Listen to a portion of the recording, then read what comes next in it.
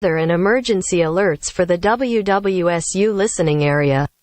The National Weather Service has issued flood watch in effect for Montgomery County, Clark County, Greene County, until Monday, March 27th, 2:00 p.m. The National Weather Service has issued flood watch in effect for Montgomery County until Saturday, March 25th, 8:00 p.m. The National Weather Service has issued wind advisory in effect for Montgomery County until Saturday, March 25th, 8:00 p.m. All right. Oh, there we go. We're on now. We're good. Oh, yeah, we are good. All right. Hey, Welcome I in. can hear you. There we Perfect. go. Beautiful. Noah, Brandon, let me get a little test in there. That mic. Oh, why does that mic not work? Okay. You guys might have to share a mic, because remember we ran into a problem with that last one last Is mine week. working? Yeah, yours is fine. Okay. Yeah, I don't know what's going on with that mic. It's broken. Yeah, so we'll just have to share that one. Sorry, bro. Well, is this one over here working? Yeah. So I'll scoot over here. Okay, beautiful. Then here. That mic is a little spotty, so make sure you're doing whatever you need to do to make sure that you get some sound out of it. Boom. Boom. There we go. All right, we're good. We are live. Episode 4 of The Athletic Approach. I'm Adam Campbell, joined alongside by Noah Kindig. And today we've got Brandon Noel of the Wright State men's basketball team. He made the all-freshman team as well as the all-academic team. So we want to first off congratulate him on his accomplishments this season. And we're definitely looking forward to next year. Brandon, how you doing, my man? Good. I appreciate you guys for having me. Thanks. Yeah, absolutely. So we're going to talk about a couple things today. We're going to talk about this past season. We're going to look ahead to next season. And we're going to talk a little more basketball aside from that. So kind of walk me through, how you think this past season went for you guys. Obviously, losing 2 starters going into a new season is difficult. And I'm sure it took a lot of rebuilding this year. But it seemed like as the season progressed, you guys really started to find your footing. Right, but at the end of the day, I don't think we were super thrilled with our the seeding that we got at the end of the year, the 7th seed in the conference. I don't have headphones on. Do you want to steal this one? Try that one. Okay. Keep going. Are we good now? I think, man. I don't know what is going on with this mic. Were you just talking into it and it was working? This one's working. Yeah. No, I know. I'm talking. You were in that one, though, and it was working. I don't know. All right. Technical difficulties. Yeah, man. Today we are really getting flooded with. Is this one working for sure? That one's for sure working. If you want to hop over here and share this. Yeah. one, you're more than Jeez, man. Sorry, Our man. studio breaks down all the time, bro. We just had like a flood watch warning that overrode everything, Every and now single everything's thing. breaking. Yeah. I don't know. Here. Yeah. Yep. Give him that chair, and then we'll slide that one over for Noah. Perfect. Just back this one up a little bit. Boom. And boom. Okay. Now we should be good. All right, I we think. good? Yeah. Yeah. And if you guys need to share that mic. All right. There we go. Sorry about that. So yeah, this past season. Yeah, it was an interesting year for sure. I don't think we were happy with necessarily the way it finished. I think it was a tough finish in Milwaukee. But as far as, the whole year went, I think it was pretty good. I think I'm happy with how it ended and how we can progress in the next year. I think we have a good thing going for us. And you guys obviously landed Amari and Trey to come back next season. So talk to us a little bit about what that means for your guys' program in terms of continuing to take that next step. Right, it's more leadership. I'm glad we have them back. I think they'll be good, obviously key pieces for us going in the next year. Some of the leadership elements they bring is really important, and obviously the offensive and defensive production they have for us on the court, I think, is important too. Yeah.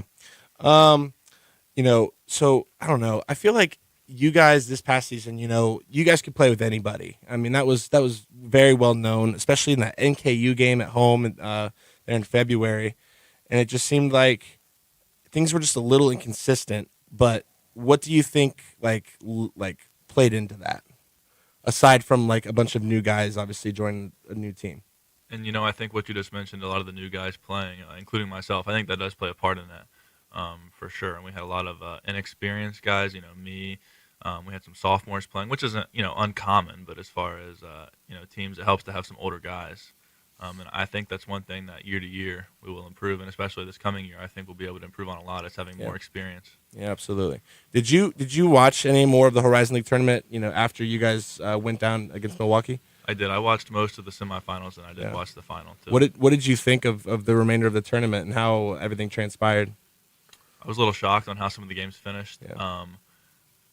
But I think it was a good tournament. It was competitive for sure. A lot of the games were good and close, except I think the NKU Youngstown was probably the furthest apart game. That was probably like 10 though. Yeah, I was kind of surprised by that, honestly. Me too. That Dwayne Cohill guy, man, he was a force to be reckoned with all season, and I really thought that he was gonna carry them late into the tournament there. Yeah, I think it was really great to see how tight the league was this year in a sense, and I think that really helped NKU, especially in the Horizon League or in the NCAA tournament, because you're going up against Houston. This is a team that everybody in the country, like the majority of people in the country, are saying is going to win the whole thing. And for NKU to have them 27-30 at halftime, if you're not having a close league tournament, if you're not prepared for that matchup, you're not going to do as well. And I think NKU came into that Houston game with a fire, and that's why they weren't able to take them down, but they were able to at least give them a game, scare Houston a little bit. Right. What do you think? I mean, obviously, these aren't the decisions that you make, but as part of the team, what do you think your guys' focus is with the transfer portal this offseason? Like, obviously, Tim's gone, so and I mean, you guys got both of your star guards back. So, what do you guys think is going to be the next step in terms of bringing new guys in? What are you guys looking for? As you mentioned, I can't necessarily speak on exactly what's happening because, to be honest with you, I'm not entirely sure. That's kind of something that stays within the walls of the coaches' offices. But I know.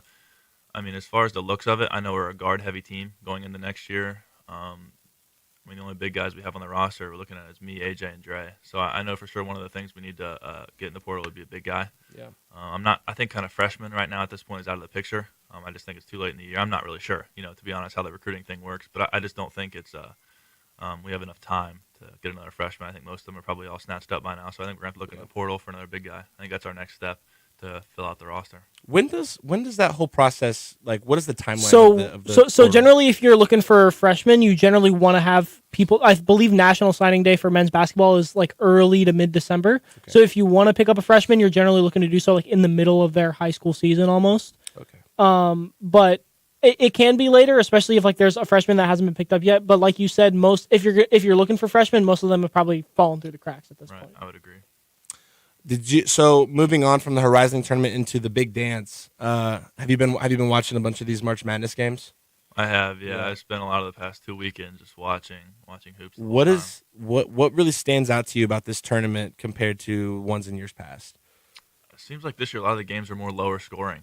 Really? That's kind of what I noticed. I feel like the Pitt Mississippi State game was obvious. I think it was in the 40s, the first 4 game. Yeah. And they went to the next game, Pitt, and played. I forget who they played, but it was a lot higher scoring. I think it might have been Xavier. It was a lot higher scoring game. Xavier, so I think it just depends on the teams and the matchups. But it seems like this year defense is a big thing that's slowing a lot of teams down. Which is kind of shocking because, like, with the trend of basketball the last couple years, I mean, at every level for that matter, it's been heavily offensive, like, oriented. Mm-hmm. Transition, fast break. All that stuff, and it just feels like defense has kind of been a much lesser priority. Me personally, though, I love watching a good defensive showdown. What about you? Do you enjoy offense or defense more? It just depends on the game, honestly. I'm not one to pick one or the other, but like an example I was giving earlier was Arizona. They're one of the top scoring offenses in the country, and they played Princeton, and I think Princeton held them in the 50s or something, which is unreal, unheard of. Crazy. Yeah. But it was a great game all around to watch. So, I really don't think it matters. It just depends on the game, obviously, if it's good, if defense, offense, what I like better. I don't think any of us are privy to kind of what's going on behind coaching doors and what's going on in those scenarios, but it makes you think that, like you said, if this game is focusing toward offense and scoring on the fast break and scoring a lot of points, it makes sense to me that this counter style is going to develop of focusing on defense, focusing on shutting these offenses down.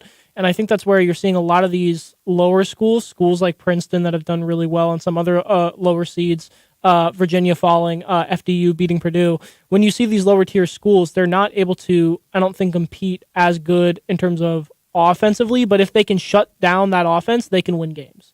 Yeah. It's the idea of FDU beating Purdue, where they are the shortest team in the nation, mm-hmm. and Purdue has a 7'4" monster in the paint, and FDU is still able to beat them because they have to develop this counter style. You have to find a way to compete against these big teams, or you have to find a way to compete against these offensive teams. Yeah. Well, we talked last week about Purdue. I said to Noah, when a team pretty much solely relies on one big man down low to produce pretty much all of their offense. You know, when come March, somebody's going to figure how to stop that, and then you're gonna really start running out of options.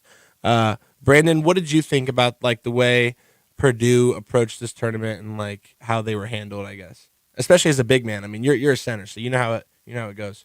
I think ideally it's important for teams to be balanced. And not that Purdue's not balanced; they got a lot of talent out there. But I think at the end of the day, they weren't able to produce on every level. They're kind of relying on Edie a lot. And I'm sure that wasn't the full intention. Obviously, they're trying to get other guys involved and stuff, but it just didn't seem to work out in the one tournament game that they played. It worked out in the Big Ten tournament. They got everyone involved. A lot of guys played well, and they won it, obviously. Yeah, it was like a completely different team almost. It was nuts. Yep, they get that one game, and it didn't work out for them, and you see what happened. When you approach March Madness from someone who plays Division I basketball, are you looking at Are you just watching the game to have fun like everybody else, or do you try to take something more from it? Do you kind of, I don't want to say like do homework, but do you try to take something from those games for you personally? A little bit, but I would say predominantly, I'm watching for enjoyment at this point. That's something that I'll probably develop as I get a little older. As I try and go towards the end of my career, I'll probably look into more of like learning things from it. But right now, I'm a little enjoyment kind of thing. I guess that kind of brought me up to my next point too. Did you watch the NKU Houston game? I did. What did you think of that one? I mean, I was very surprised to see NKU hang with Houston the way they did. Me too. I think a lot of that. I know their coach mentioned a lot of injuries and stuff. Like they had their best player didn't play the whole second half. But I think that zone defense really throws people off. More of the X and O thing. That really throws people off. I mean, it throws us off a lot every year, and we did pretty good with it in game 2 this year. But it's just, if teams aren't ready for it, and I'm sure Houston was ready for it, but they just didn't seem to play their best game, and sometimes that'll catch you off guard. Yeah, I mean, and when you have a team that has a player like Marquez Warwick, for example, they may be a much lower seeded team, but they can shock a lot of people. And I was shocked at the level of competition that NKU brought to that game. Mm-hmm. Did you fill out any brackets this year? Not for, obviously not, I'm not legally allowed to fill out for any for money. Okay, yeah. But, I made my picks on my own of who I think would win. Sure. I did not do well. I don't think most people did well. I predicted upsets, but I did not predict the correct ones. Yeah. I think I had a 15 seed beating a 2 because I was like, it's going to happen, but it wasn't. It was the wrong one. I forget who I had. Furman, there was no chance I picked them over Virginia. Yeah. Princeton, there was no chance I picked them over Arizona. Yeah. Not happening. But I had Gonzaga and Houston, I believe, in my championship game in one of my brackets. So, so far it's kind of staying strong. I have Gonzaga winning this year. So okay. That Tim Campbell guy they got, man, he's like a 7-year senior or something like that. Like, it's ridiculous. That little mustache he's rocking. We might need to see Brandon whip out one of those next season, go like the full Tim Campbell, like savage look. I don't know. That'd be intimidating. I don't know if I could do a mustache. I do a beard, but that's probably where I draw. You could grow out the hair. You could grow out the hair all summer and do the Tim Finke hair. Somebody's got to, because Loudon had that hair, and now when he left, Tim Finke took it over. So now it could be you. You could have that hairstyle. We'll see, but I don't know about that. Or you could go on the other side of the spectrum, and you could take it all off because Andy Neff is leaving too. So we need a bald guy too. Fill both roles, yeah. He's running track now. I learned the other day. Yeah, I believe he's doing. I think it's one of the jumping. Might be long jump. Wow. Maybe high jump. One of the two. Yeah, he's doing a jumping thing. He'd definitely be pretty good at that, I feel like. Yeah, I mean. I don't know. Yeah, that'd be interesting. We'll have to go out to a track meet and check it out. That'd be sweet. So who is your Final Four or your championship predictions then? I'm curious. Well, my original thought, kind of because we played them last year, I kind of thought Arizona might win. That's kind of who I decided I thought would end, and obviously, that did not happen. Yeah, that was crazy. First round exit. And then if it wasn't them, I was thinking Kansas. And also didn't happen very well. Yeah, I mean, this year's insane. Like, these big name. You know what? As the tournament's progressed, though, I have really become a fan of Kansas State. Mm-hmm. I mean, for a 3 seed, like they're up there, but man, those guys go out there and ball, man. That game they had just last night against Michigan State. Yeah, it went to overtime. Like, that was a hell of a game. The final possession of that overtime was so telling, where they get where Michigan State, they need a 3. Yeah. Michigan State loses it. They get that steal. They bring it out the court and they lay up as the buzzer expires and they win by 5. Yeah. So you mentioned earlier that like you can't place any bets obviously as a legal as a player. But what is your like? So he just wrote a tremendous article on sports gambling in Ohio and like how it affects coaches, athletes, and fans even at that. What is your take on this new sports gambling thing going on in Ohio, and what kind of impact do you think it has on you and your guys' team?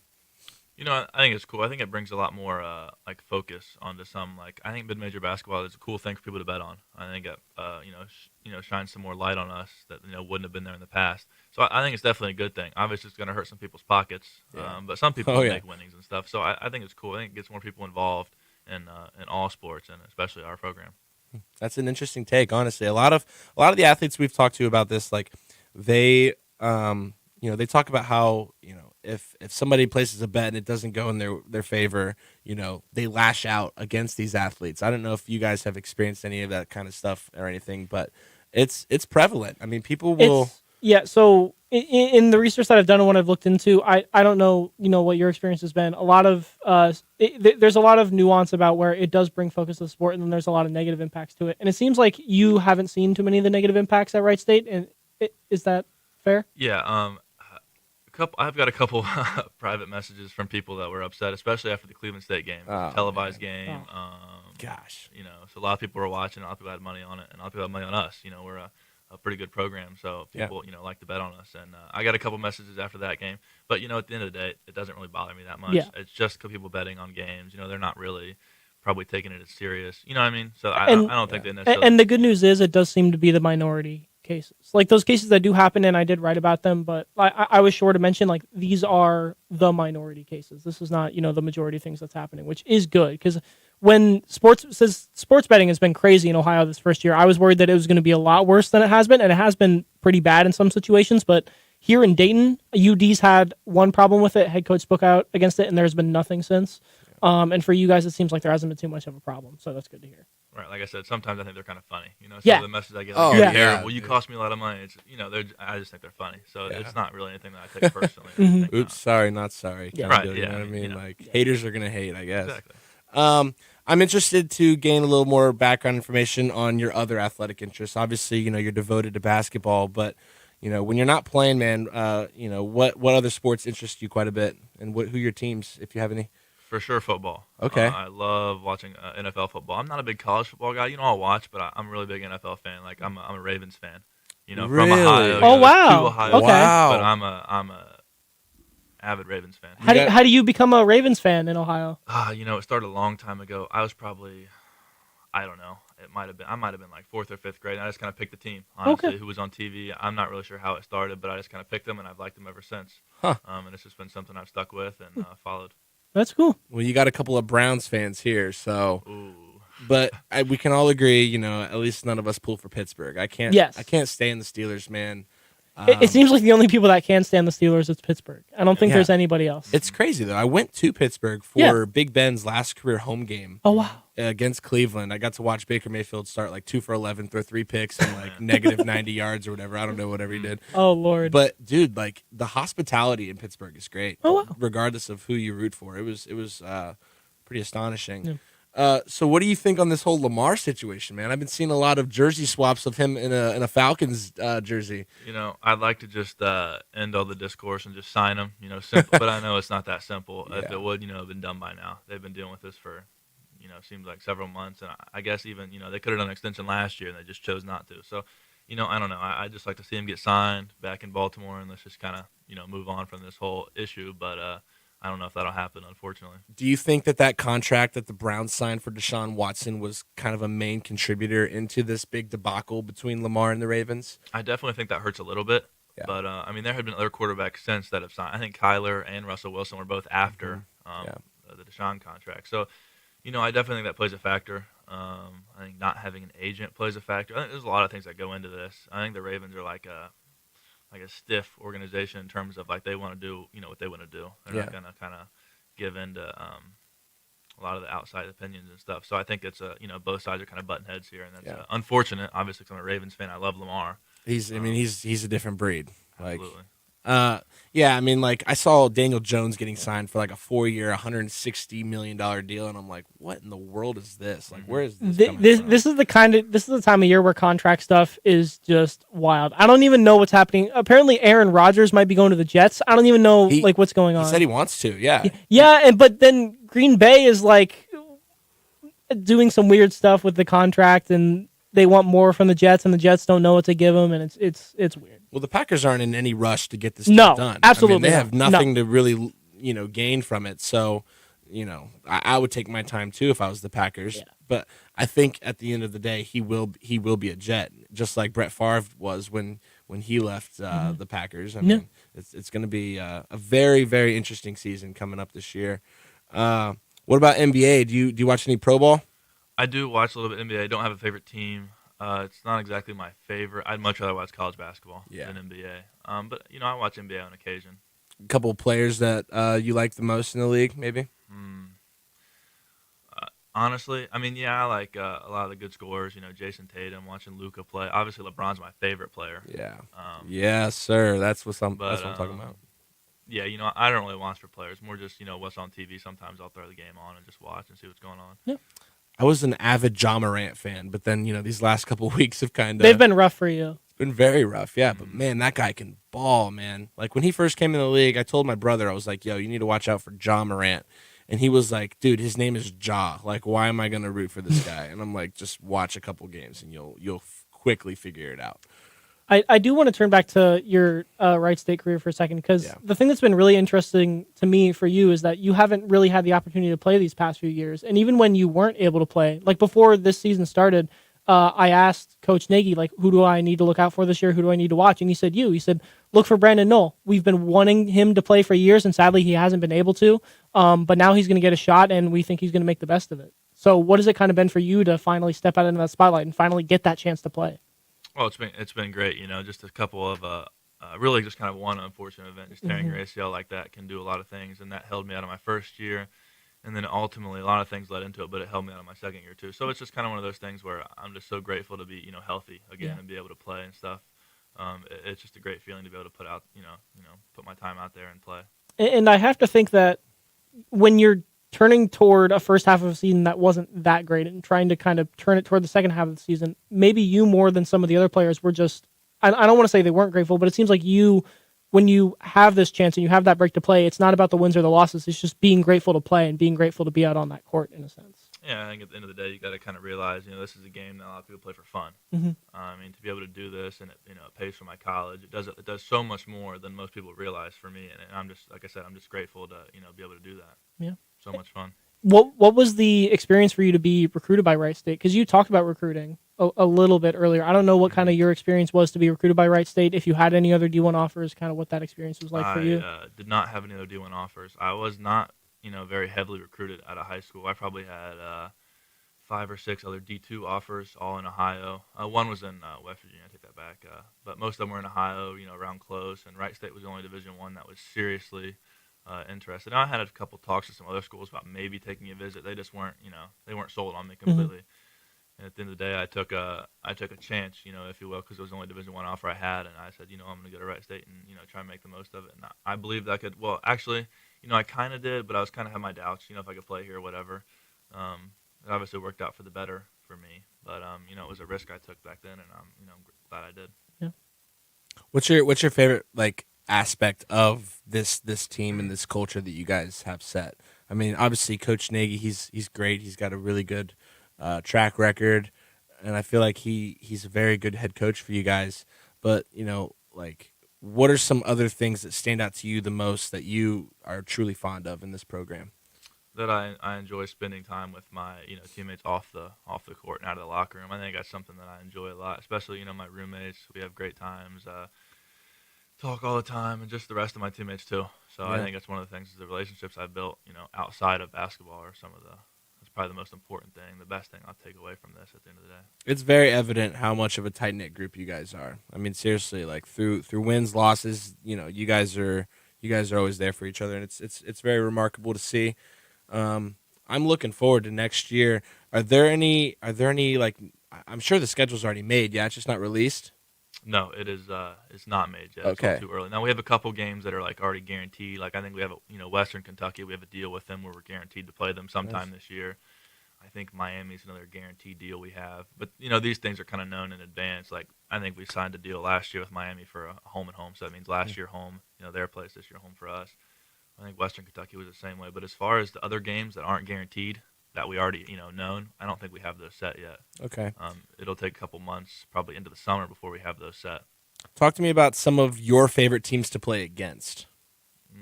I always like going to the the non-league games. Some of these places I'll probably never go to again. Sure. They're kind of fun. Like last year, went to Louisville. Yeah. We went to Vegas last year and played 3 teams that again I'll probably never play again. Like the odds I play Abilene Christian again are slim to none. You know what I mean? They're just they're so far away from us. But those are probably my favorite games. Some of these just like random teams, that we'll never play again.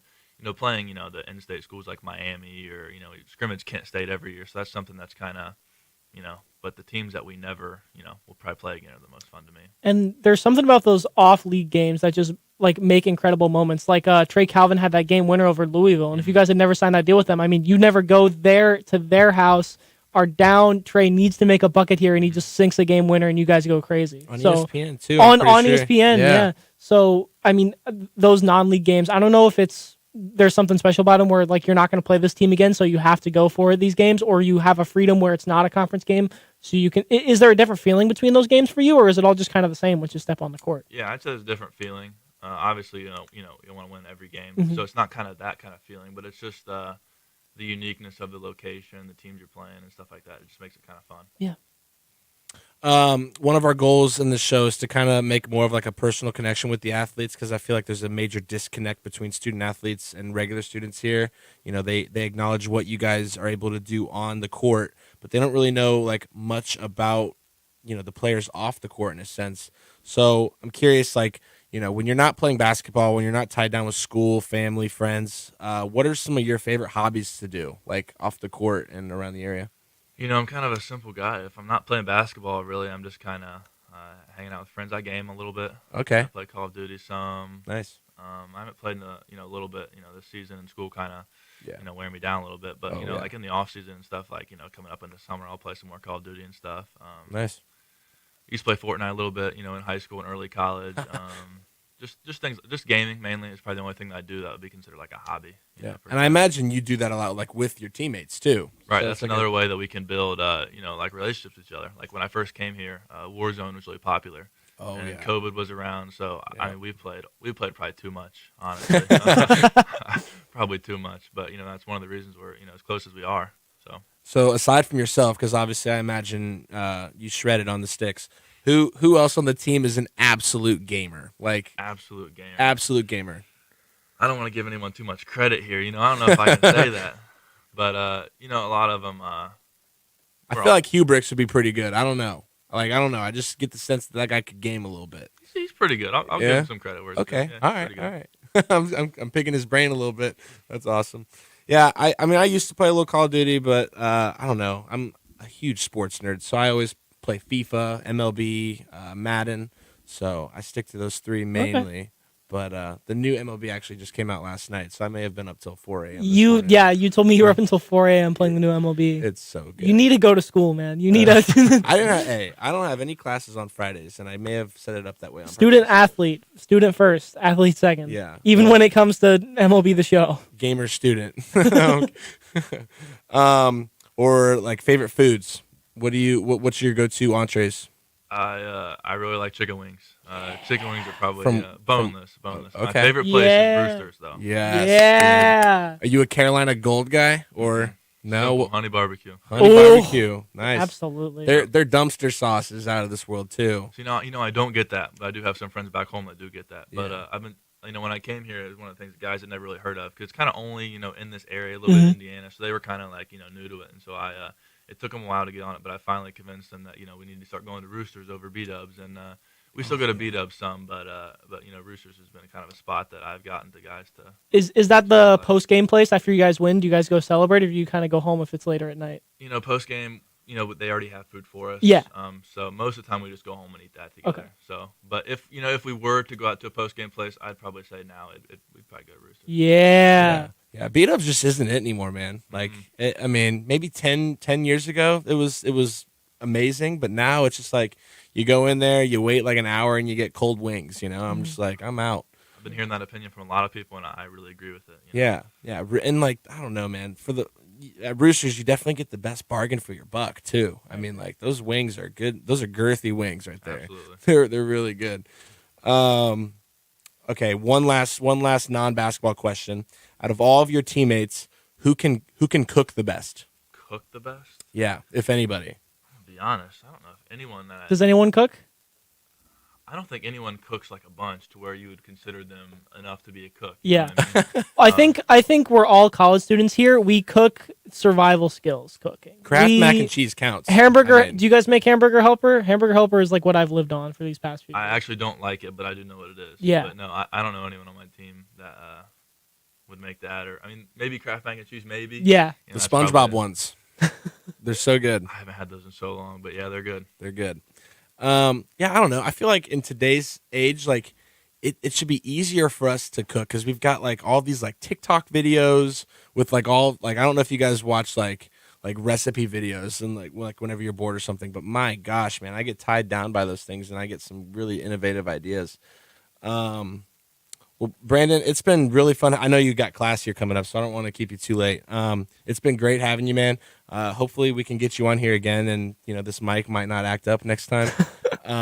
But no, it's been really fun. We had a blast watching you play this year, and it was remarkable to see you put together the season you did. After all of the adversity and injuries and everything that you guys have gone through as a team, and you on an individual level. And we're very much looking forward to seeing what you guys are able to do next season in terms of making that next step. Because you guys, I mean, as the season winded down, you guys were showing that you guys can hang with anybody in this league. And, I think that even not winning this year's tournament in the horizon, I think people still look at you guys as the team that they have to go through in order to get to that point. So I think next season is going to be a very exciting one, to say the least. Right. Yeah. I think we got good things coming, and I'm really excited. I know it's a long way away. It seems like, but it'll be here before we know it, and I'm excited for that. If people want to connect with you, I know you guys have the NIL club. I know you guys have some other stuff. What are things that fans can do to connect with you guys? That's a good question. I know we have that NIL club thing. I haven't joined it. Okay. But I know a lot of people have, and it's something that they can get in touch with a lot of the guys with. Okay. Cool. Awesome. Brandon Noel, all academic team, all freshman team, Wright State basketball. Thank you very much for joining us today,